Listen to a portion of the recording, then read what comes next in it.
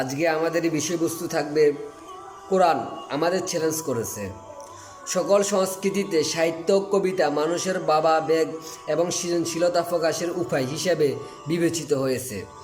বিশ্ব এমন একটি যুগ অবলোকন করেছে যখন সাহিত্য কবিতা গর্বের মর্যাদা লাভ করেছিল, যেমন বর্তমান যুগে বিজ্ঞান ও প্রযুক্তি অর্জন করেছে। মুসলমানরা তো বটেই, এমনকি অমুসলিমরা পর্যন্ত স্বীকার করেছে যে কোরআন হচ্ছে চমৎকার এক আরবি সাহিত্য। ভূপৃষ্ঠে এটা সর্বোৎকৃষ্ট আরবি সাহিত্য। আল্লাহর নিকট থেকে কোরআন মানব জাতিকে চ্যালেঞ্জ করেছে। وَإِن كُنتُمْ فِي رَيْبٍ مِّمَّا نَزَّلْنَا عَلَىٰ عَبْدِنَا فَأْتُوا بِسُورَةٍ مِّن مِّثْلِهِ وَادْعُوا شُهَدَاءَكُم مِّن دُونِ اللَّهِ إِن كُنتُمْ صَادِقِينَ।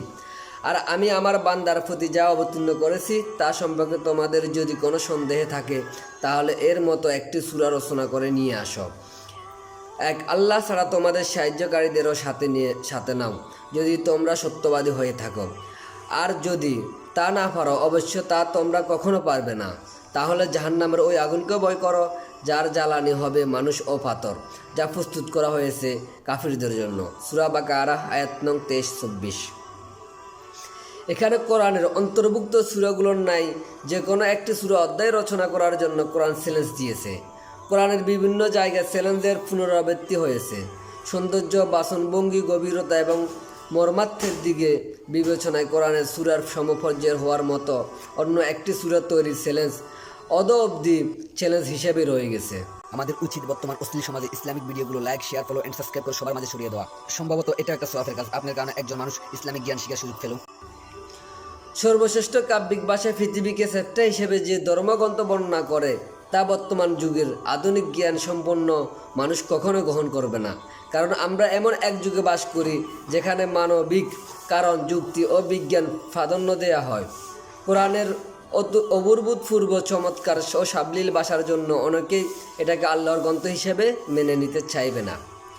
আল্লাহর গ্রন্থ হবার দাবিদার কোনো গ্রন্থ অবশ্যই তার নিজস্ব কারণ এবং যুক্তির উপর গ্রহণযোগ্য হতে হবে।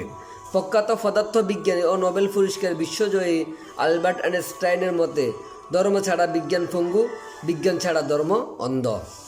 সুতরাং আমাদেরকে কোরআনের অধ্যয়ন করতে হবে এবং বিশ্লেষণ করতে হবে যে কোরআন এবং আধুনিক বিজ্ঞান কি সুসঙ্গত না অসঙ্গত।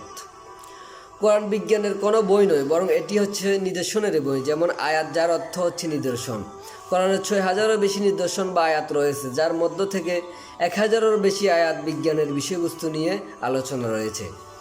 আমরা সকলে জানি যে বিজ্ঞান অধিকাংশ সময় সিদ্ধান্ত পরিবর্তন করে। আমি শুধু প্রতিষ্ঠিত বৈজ্ঞানিক যে সত্য নিয়ে আলোচনা করেছি, যা কল্পনা বা ধারণার উপর ভিত্তি করে গড়ে ওঠা কোনো তথ্য বা কল্পনা নয়, এবং যা প্রমাণিত হয়নি এমন কোনো বিষয়ও নয়।